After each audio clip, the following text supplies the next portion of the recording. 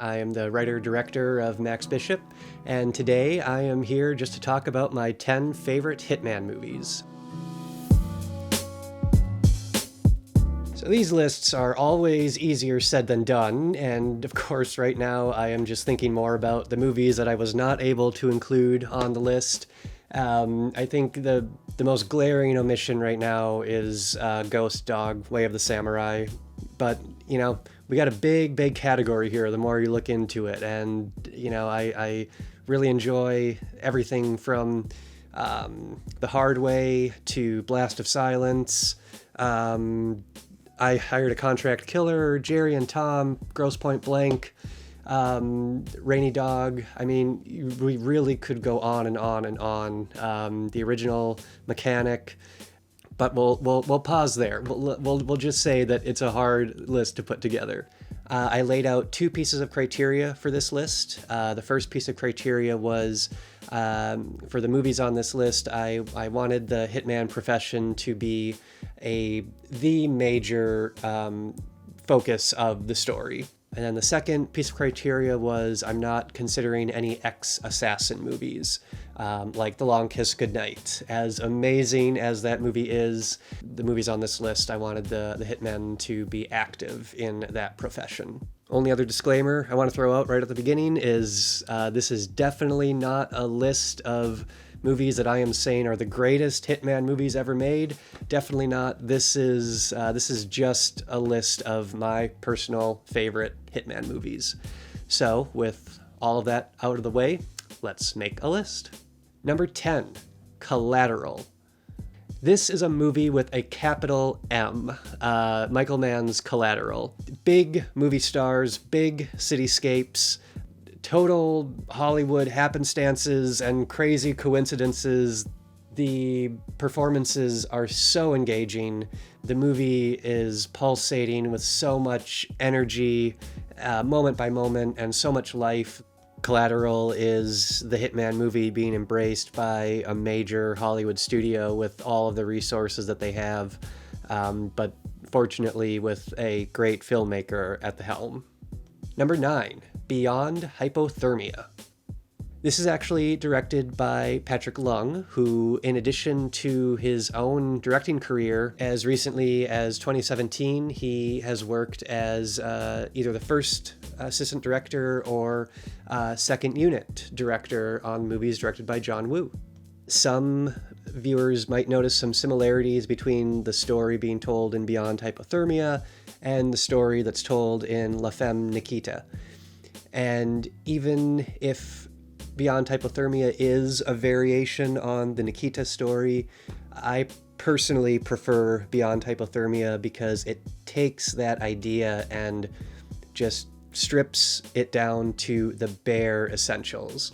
As far as its storytelling, it really just gives you only the elements that you need to understand what's happening and uses just that as a framework.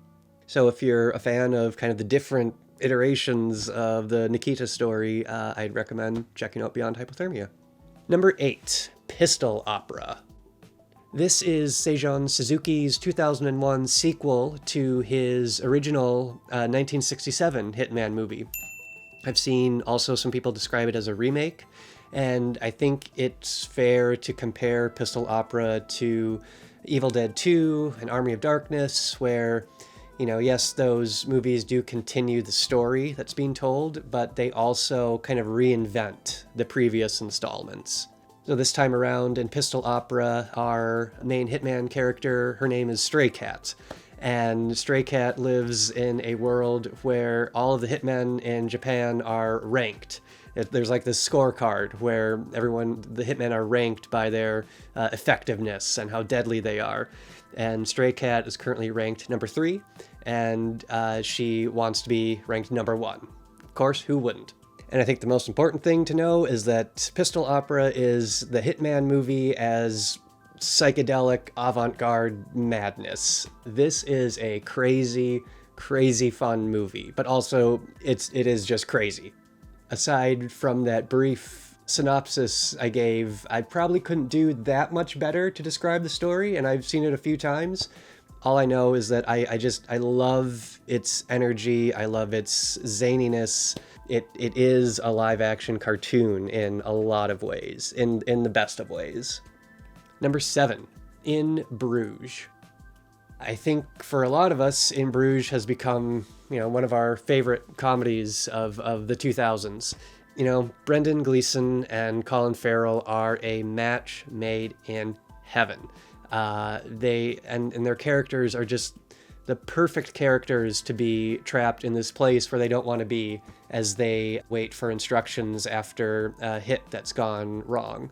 This was my introduction to Martin McDonagh, and he brings that very unique mix of very gallows humor along with dream states and fantasy and morality plays.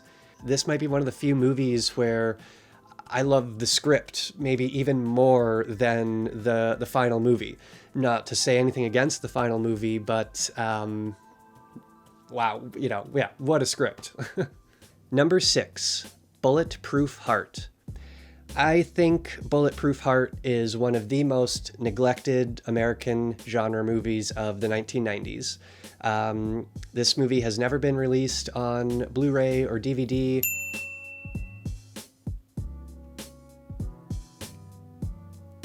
As of this recording, it's not streaming anywhere, and even the VHS seems to be hard to come by. A lot, maybe most of the crime movies of the 1990s, they take the genre and really emphasize the postmodern spin on it. Bulletproof Heart, yes, there is some of that, and it does, retain that modern, cold, cool distance from the action. It still really retains a strong sense of classical drama, romance, tragedy that can sometimes be lacking in a lot of its fellow crime movies of the 90s. One foot firmly entrenched in the film noir tradition of the 1940s. Anthony LaPaglia as the hitman, it's a performance like others in the movie that really creeps up on you. You don't realize how strong the work is at first, and by the end you do in a very, very big way. This, I think, it really is an amazing movie. I've only seen it twice, but I anticipate it maybe climbing this list higher and higher the more times I watch it. And that does it for numbers 10 through 6. I will look forward to seeing you guys back here for my 5 favorite Hitman movies.